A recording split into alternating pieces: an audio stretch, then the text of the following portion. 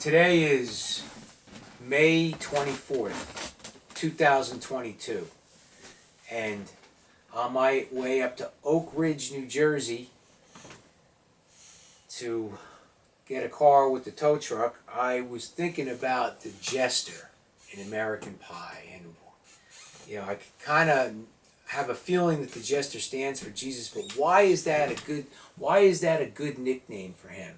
In other words, in American Pie, I think there's a lot of nicknames that really are very appropriate for him. Let's say the birds flew off with a fallout shelter. The fallout shelter, I think, is a reference to Jesus. What does it mean? The bird, Helter, Skelter, in the summer swelter, the birds flew off with a fallout shelter, 8 miles high and falling fast. Well, the fallout shelter is a reference to Jesus, and it makes sense. It has to do with what was that one? Come on.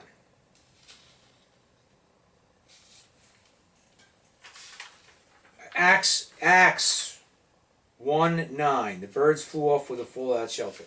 That refers to Acts 1:9. Let me see. I think I have that here. So Acts 1:9. Here we go. And when he had spoken these things while they beheld, he was taken up, and the cloud received him out of their sight. Okay, so Helter, Skelter, and a summer swelter, the birds flew off with a fallout shelter. I think it speaks to that concept. All right, so that one makes sense. And here's another one that makes sense. Here's another nickname for Jesus that makes sense here. I went down to the sacred store where I'd heard the music years before, but the man there said the music wouldn't play. So I make the point that, or my argument is that the sacred store is a reference to Jesus, and it makes sense. But why would the jester, why would that make sense? And this is what I thought of on the way up there to Oak Ridge. And I'm going to preface it by saying one of my first girlfriend, her name was Lynn. She had a brother named Brooke. And Brooke, we were hanging out with her I was with her family, and we were talking, and somehow I just called him Brookster.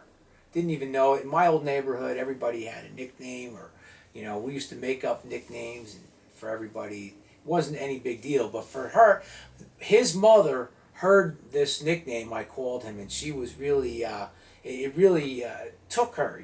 She was really she thought it was very funny, and it really struck her.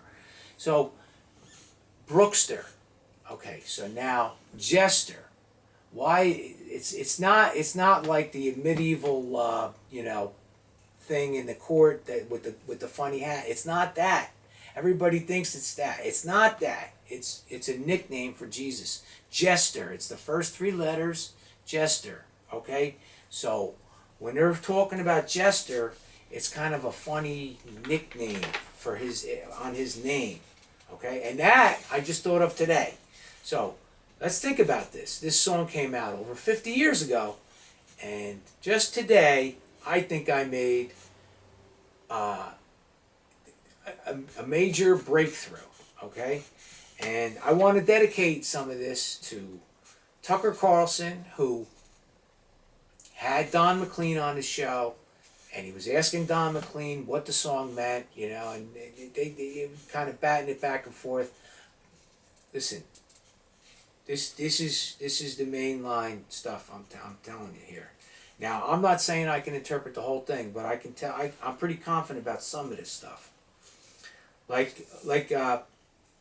talk about when the jester sang for the king and queen in a coat he borrowed from James Dean and a voice that came from you and me. Let's talk about Mark, chapter 15, verse 17. Why is that a reference to the Bible? Let's look over here. We got Mark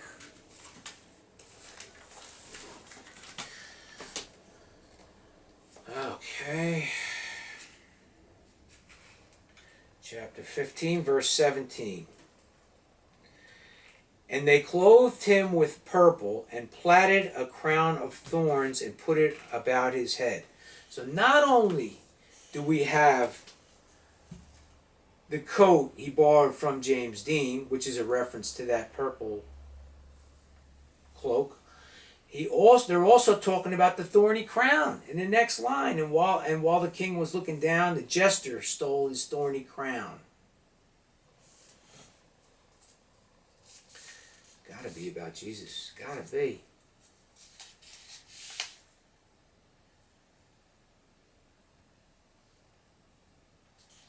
Okay. What is this? The players tried to take the field. The marching band refused to yield. Do you recall what was revealed the day the music died? Let's talk about Mark 15:39. 15:39. Here we are. And when the centurion which stood over against him saw that he so cried out and gave up the ghost, he said, "Truly this man was the Son of God." Okay, so I think, do you recall what was revealed the day the music died? For some reason I'm thinking of that. The centurion says, "Truly this man was the Son of God." So that was what was revealed the day the music died. The day the music died is really the day Jesus died. Music means a couple different things in this song. It doesn't always stand for Jesus, I don't think, but in this case it does. The day the music died is, I think, the day that, the day of the crucifixion, basically. What else is going on? I met a girl who sang the blues, and I asked her for some happy news. Happy news is like good news, right? Okay, Isaiah 61:1, talking about good news, healing the brokenhearted and this and that. You can go to Isaiah 61:1. Anyway, she just smiled and turned away. I went down to the sacred store where I'd heard the music years before, but the man there said the music wouldn't play. And in the streets the children screamed, the lovers cried, and the poets dreamed, but not a word was spoken. The church bells all were broken. A metaphor for the day of the crucifixion, I'd say. And the three men I admire most, the Father, Son, and the Holy Ghost, they caught the last train for the coast the day the music died. Okay, so not a far stretch. Look, the Father, Son, and the Holy Ghost. Who are we talking about in this song? This is the focal point. Jesus is again the focal point, as he is in so much music. It's just somehow the Spirit is speaking through these artists and conveying these secret messages, and I'm trying to decipher them, and I can't. It's not easy to do.